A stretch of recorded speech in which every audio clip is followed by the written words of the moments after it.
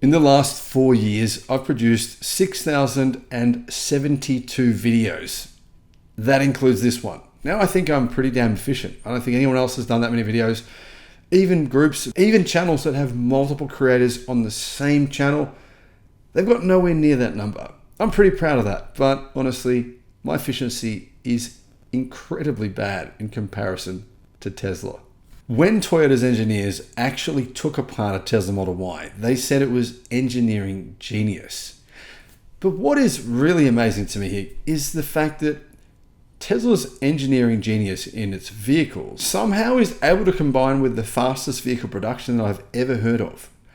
Combining insane efficiency in production with engineering genius and having the safest cars on the planet, it's just something that doesn't make sense. How can one car company do both of these things at the same time so incredibly well?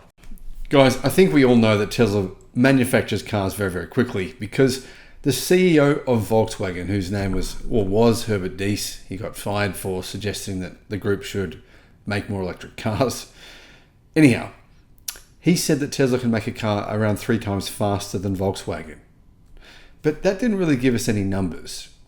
Now, intriguingly, Tesla China have unveiled how long it takes them to build an electric car. And the numbers are quite interesting.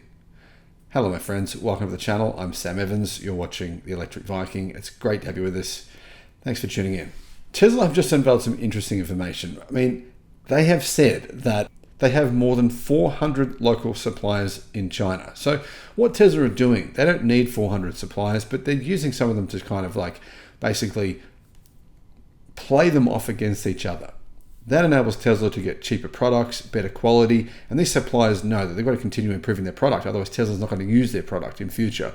So we now know that almost all of Tesla's parts that are going into their vehicles in China, where they make a lot of profit on those cars, they're made in China. More than 95% of the components for Tesla's vehicles in China come from local suppliers most of them actually in Shanghai, which is obviously near the Tesla Shanghai factory. Tesla's Shanghai factory actually began construction on January 7th, 2019, and it went into operation at the end of 2019. So fast. Within less than a year, the second biggest electric car factory in the world was producing cars. Now that factory it has a capacity of 1 million cars per year.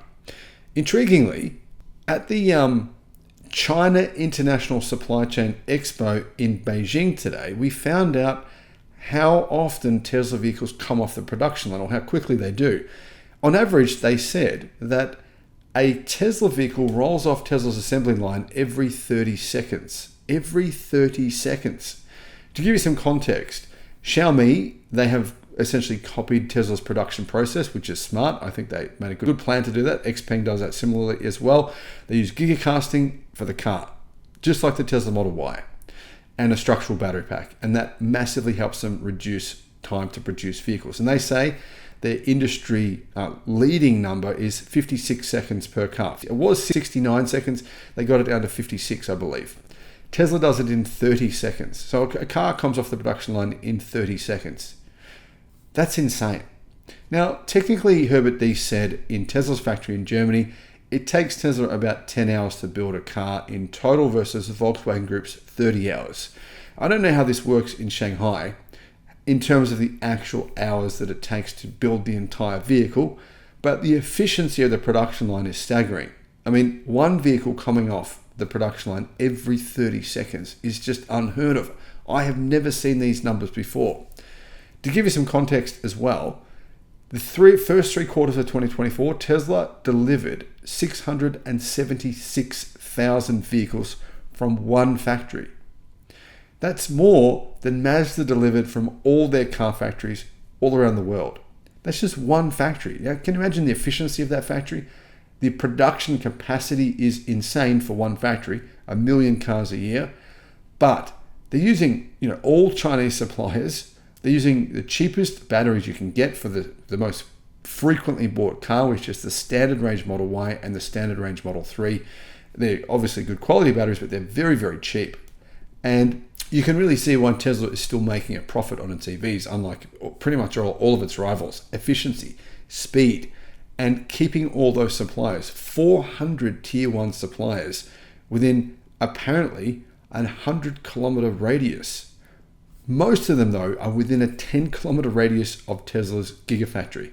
Essentially, they've set up shop nearby Tesla's factory to be able to serve them in the most efficient way possible. You can see the scale of things in China. It just boggles the mind. It's something that I don't think we can really understand outside of the country. Thanks for watching.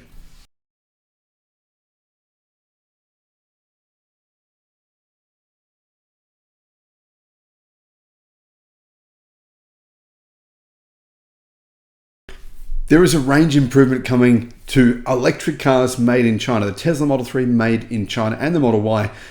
But this is not that story. This is actually different. This is about the change to the range of American-made Model Ys and Model 3s that come with Panasonic batteries. Model 3's got not a bad range improvement. The Model Y, it's only 1%. But here are the changes, and here are the numbers that you need to know. Tesla Model 3 and Model Y. Of course, there's a new Model Y coming to market very, very soon. It'll be here, I think, January. Very, very likely January. At the very latest, February. There is a new battery pack coming for that vehicle that's not made in America. It'll be a new 62.5 kilowatt hour CATL or CATL lithium iron phosphate battery, which is a bit different. It's going to be capable of much faster charging. Now, this is a different news story. This is about the new model or the existing Model Y, and the Model 3 range has been increased, new EPA ranges. So people have been reporting that the range for Model Y and Model 3 is actually longer in the real world than what Tesla quotes. So Tesla's actually already made some changes to the batteries. The efficiency of those cars has increased over the last 6 months. Tesla hasn't really mentioned it. A lot of people online have mentioned it. They've been saying, hang on a minute, this is weird. Normally you get less range than the EPA estimate, but I'm getting more range. In fact, in some cases, significantly more range. Tesla Model Y in the US, the base model, well, not the base model, it's the all-wheel drive long range. That gets now 311 miles instead of 308 miles. So a range improvement of 3 miles, not very much, but it is something. So that's the difference for the existing Model Y. Now, the Model 3 changes a fair bit bigger. The Model 3 has actually gone from 305 miles, it's now 316 miles. So an 11-mile range improvement. Which model am I talking about? Well, that's the long range dual motor with 19-inch wheels. So the long range with 2 motors. That's not the cheapest Model 3 that you can buy. It's the mid-spec with more performance. It's got a lot of power. It's got about, actually I think it's about nearly 500 horsepower, not too far off it.